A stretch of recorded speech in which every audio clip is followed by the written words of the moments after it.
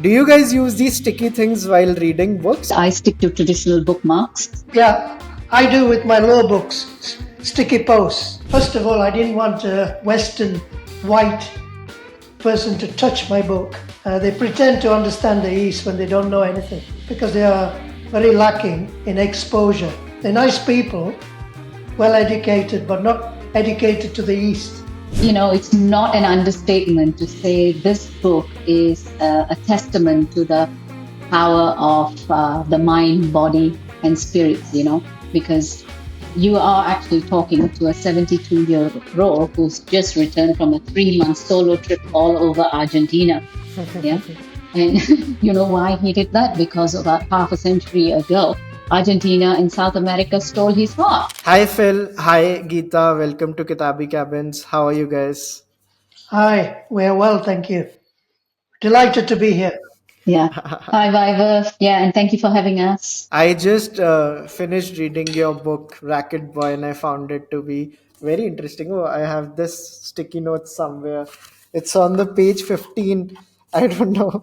I have like underlined this bit. I use pens, so please don't mind me using pens in a book. That's all right. No. We are honored. In what today feels like a mythical playground, we roamed, swam, looked out for wild animals, hoping for a tiger or an elephant sighting. Did Tarzan like swinging from vines, walked on fallen trees over its rushing rivers. I don't know. I just love the way this paragraph was written. Did it give you Mowgli vibes? Yeah. Do you guys use these sticky things while reading books? Because I use them quite a lot. I think we stick to, at least I stick to traditional bookmarks. Bookmarkers, you know. Yeah, I do with my law books, sticky posts with all different colors. When was this photo taken? Tell me the story about this photograph because it's very. I love this photo. Thank you. This photo was taken on spec in my village in Tuscany. There's a great photographer there, speaks very little English. I don't speak any Italian. And Geetha and I just rolled into his shop and we just got it done. I was even not shaven. Normally I'm very clean shaven. Yeah. And so I remember that very clearly because I was letting the side down by not having a shave. We thought we'd go for it. And I like that denim jacket. Yes, same. And it's a very old 501, which I got from an antique shop in the hill town in central Italy. Got it. And it's a proper Levi. It's probably been worn by hundreds of people. Yeah.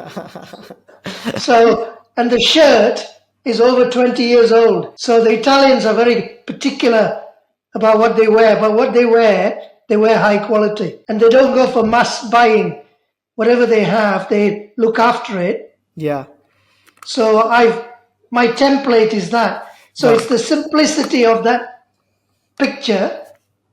And also we were unprepared for the photographs. So I think it added. Absolutely. That's why I wanted to ask about it because it adds to the simplicity of it and it has that vibe to it. Okay, I want to read about this guy. Yeah. So that's. And you got to give credit to Geetha because she wanted me to stand in that pose because he did a few pictures.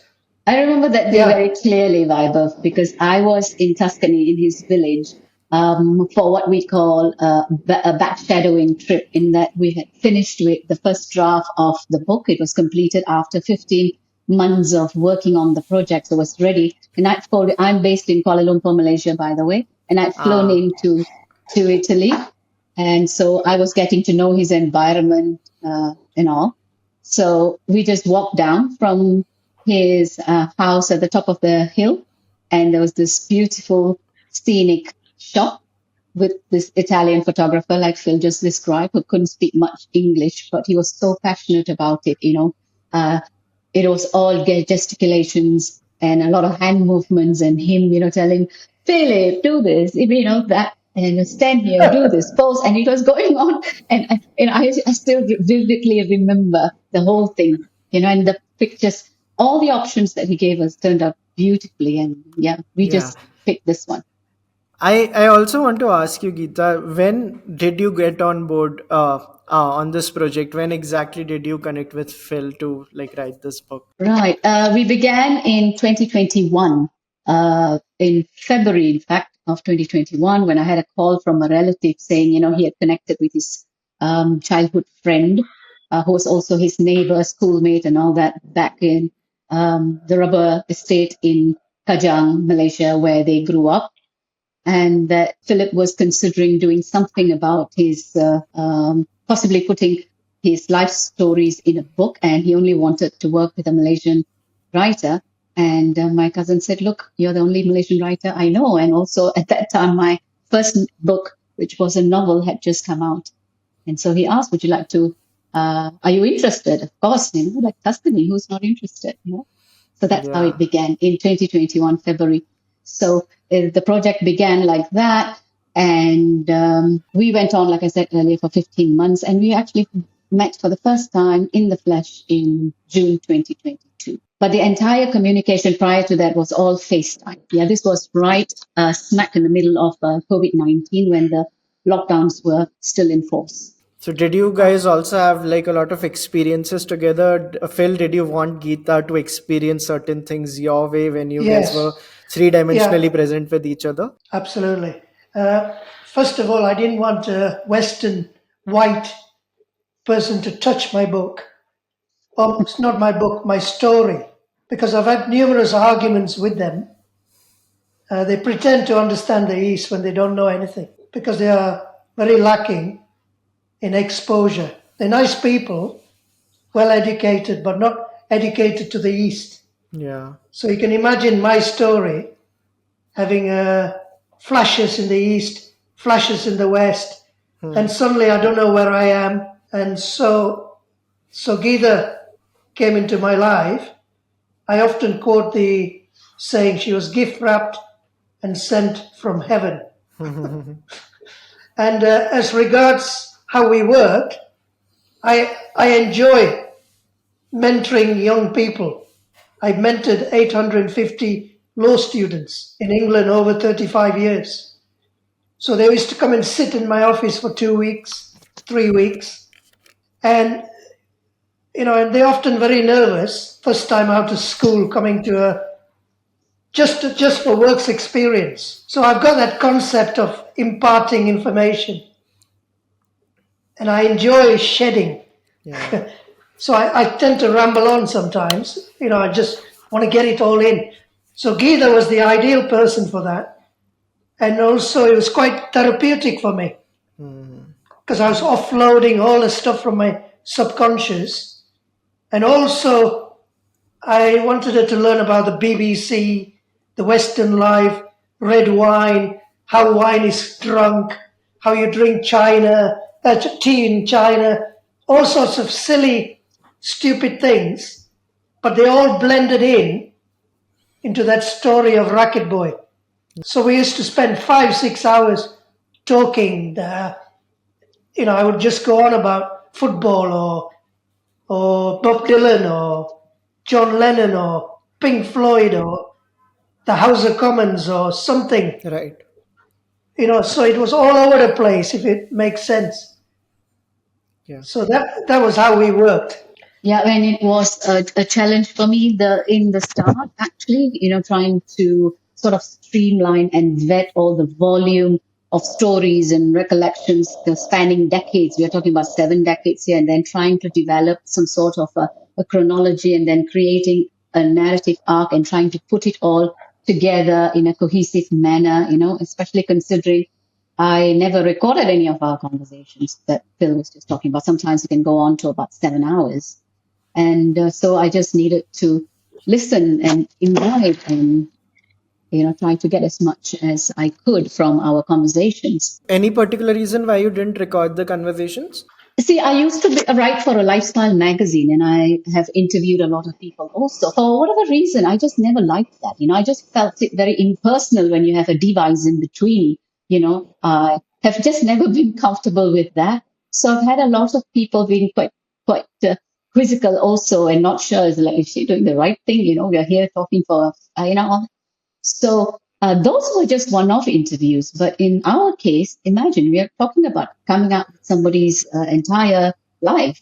And so imagine after a 6 or 7 hour conversation, and then I needed to go back and put all that into some form of a chronology and develop a chapter, 6,000 words in a week. And then the following week, what we would do is have a discussion of that chapter and see what we wanted to retain and what not to, and so forth. That's how we worked. We worked so diligently. We worked like, we were so obsessed with ensuring, the project was completed at stipulated. That is has to be underpinned by our work ethos.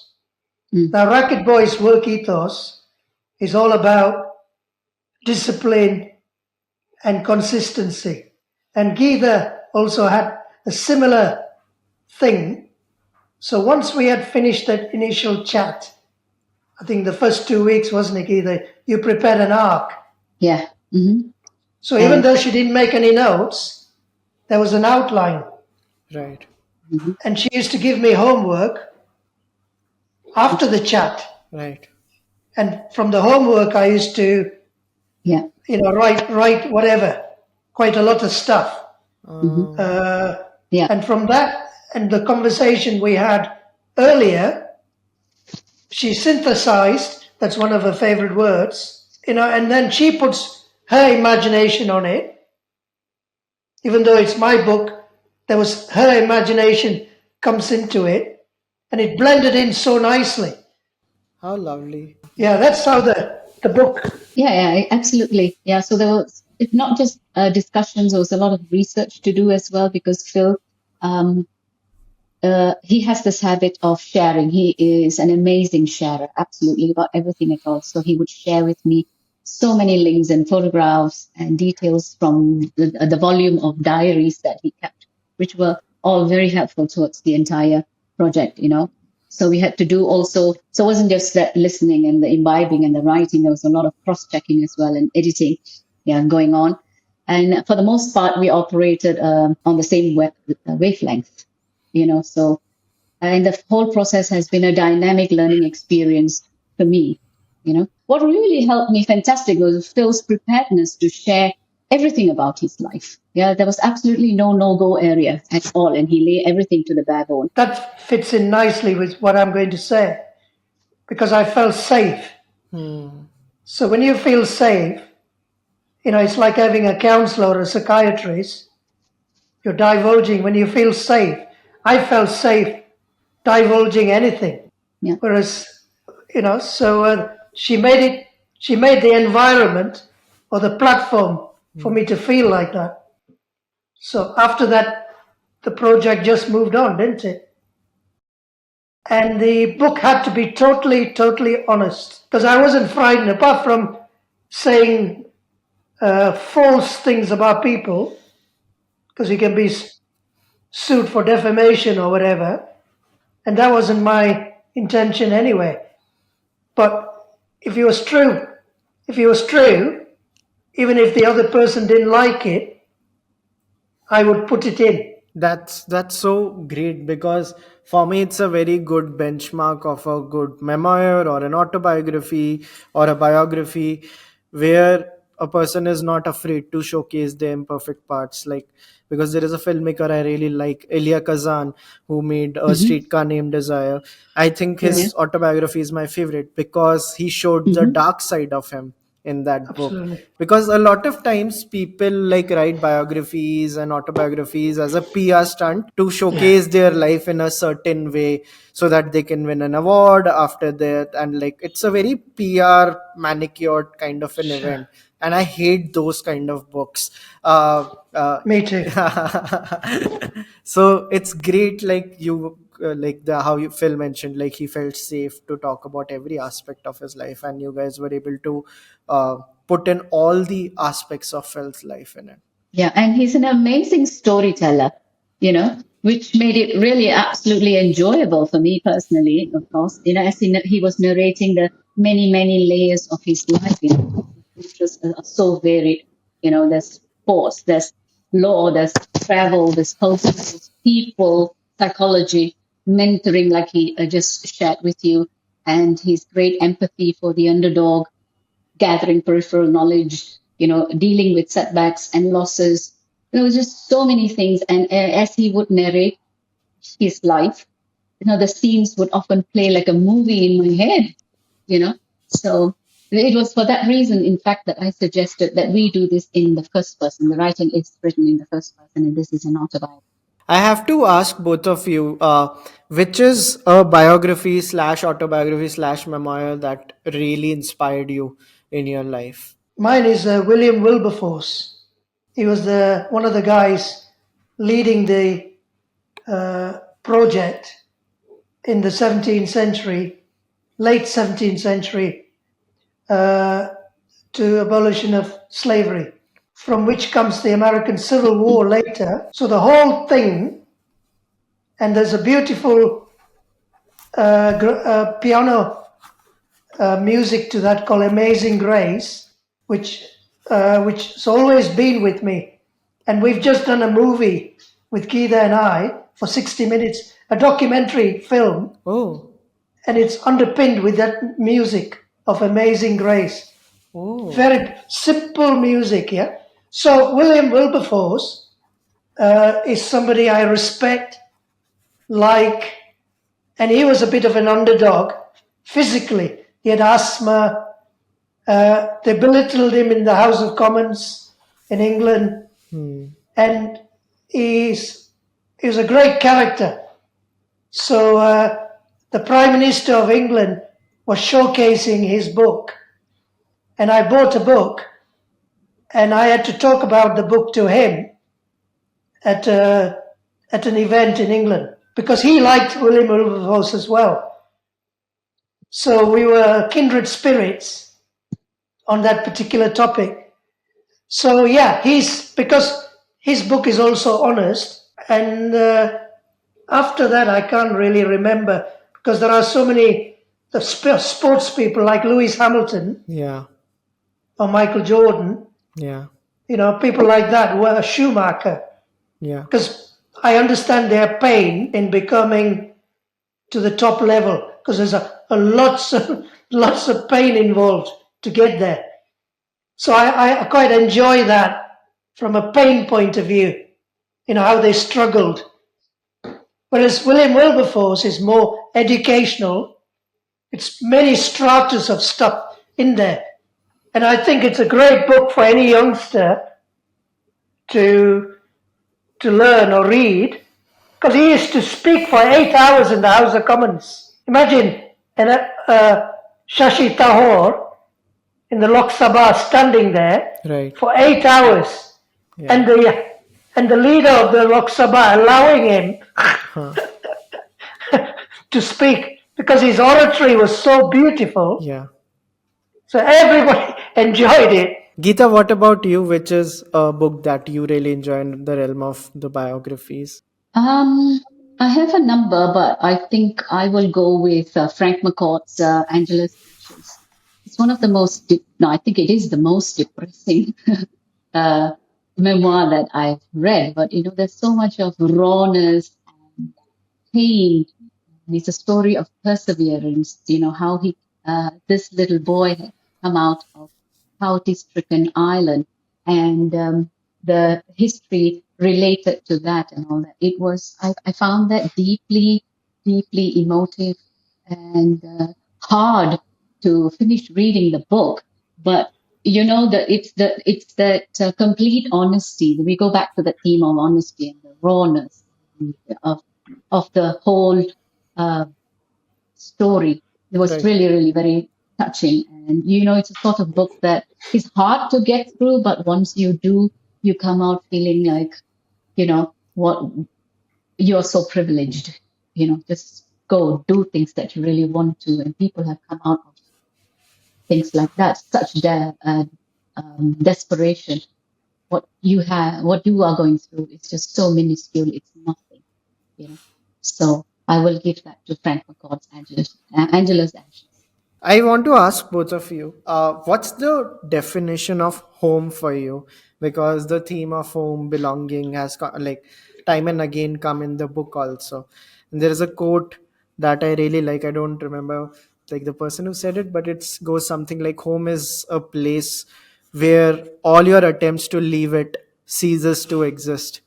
That a place that you can't leave, like no matter how hard you try. When I say home, what comes to your mind? For me, home tends to fluctuate because I've gone through too many time zones, inverted commas, of regions from Malaysia to England to Italy.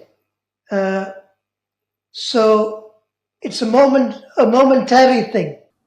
So when I was in Malaysia 2 weeks ago, it felt like home because the smells were there of my childhood. There's a fruit called the durian smell that drew me straight away. I went to taste the kajang satay in a sweltering heat. When I'm used to the comfort in England and Italy where it's nice and comfortable, in this sweltering cafe where there was no air conditioning, I'm having a hot satay. But it felt home. Nice. And then I moved to India and I go around the sticks of Bombay or wherever I go, just been in Pune. I never felt away. I felt at home there as well. I could live there. I want to buy a house in Pune. Never been to Pune. In fact, he even identified the particular house that he wants to buy in Pune. Yeah. See, because even though it was a very busy, everybody was hooting their horns, I didn't feel the serenity of Tuscany. I was able to still do it. And so I think wherever I settle wouldn't be a home. But if you push me for an answer, I think it has to be where I'm living now in Tuscany. It's San Romano in Gaffiniana. It's a hybrid place between Asia and Europe because it's a Latino country, it's a spiritual country, and those have all this likeness we have in the East. And the Italian is also, by the grace of God, go I person. So he's very vulnerable. So he likes to put his arms around you if you make any mistakes. Whereas in England, which is an Anglo-Saxon country, they are more judgmental. Right. Because they put you through the rigor of testing you. And Racket Boy is a boy without confidence. Yeah. So you can see economically he's done well in England. But that final thing, which is he still feels very vulnerable in England, but he never feels vulnerable in Italy. So the home is underpinned in that, isn't it? Where I live it's beautifully beautiful, if I can say that. You know, it's mountains, an old rustic house, like my 501 jacket. It's all old. And I like the Italian way of thinking, you know, little is more. So his spaghetti will be just some cheese, little bit of olive oil, and a fresh tomato, which is just cooked. And that's it, with a touch of pepper. He doesn't adulterate it with anything else. You see the simplicity of it? Yeah. So from that you get Giorgio Armani. You get Prada. You get Ferrari. You get the wine. So it's the simplicity. And Asians can associate with that. I'm sure if you came to Italy, you'll be able to identify with that simplicity of it. Whereas England, it's more, I mean, it's a beautiful country. It's well organized, well structured, great infrastructure, great thinkers, but it's colder, like Germany, Switzerland, Sweden. So when I looked for my home, because don't forget, I uprooted from England to go to Italy. Right. At the age of 60. Right. It's a big deal, yeah? Yeah. don't even speak any Italian.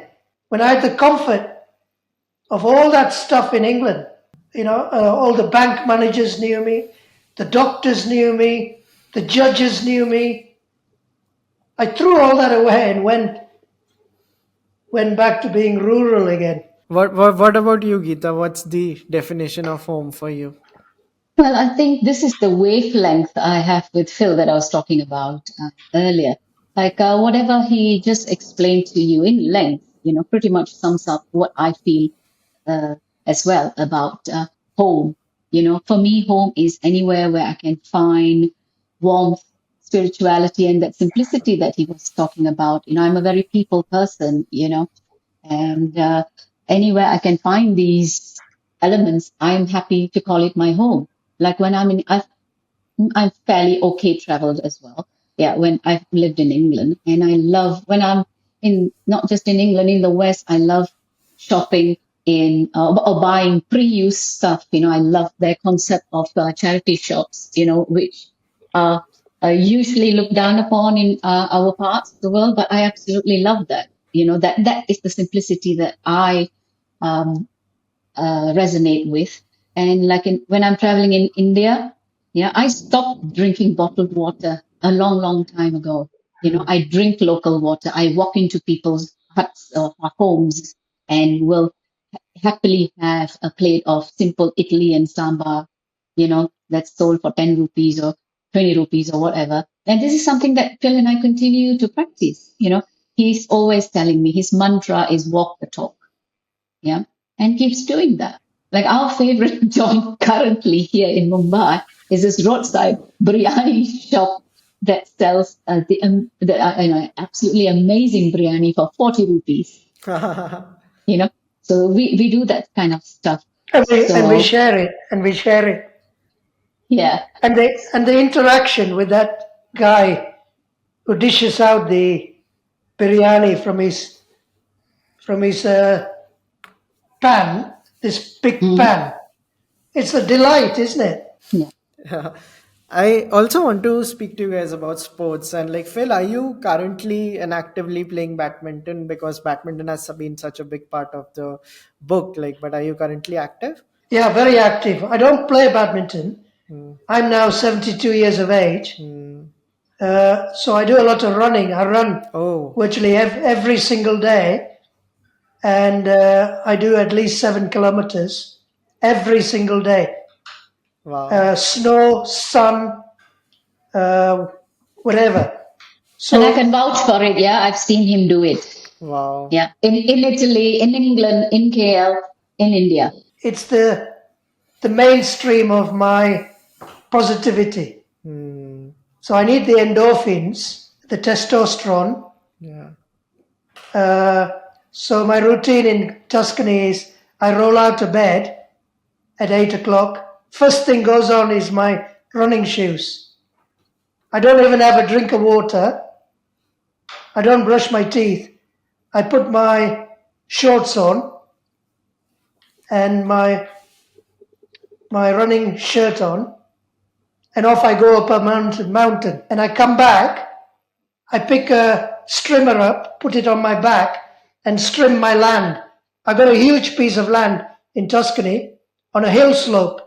So you can imagine how difficult that is. And then all that takes about 2.5 hours.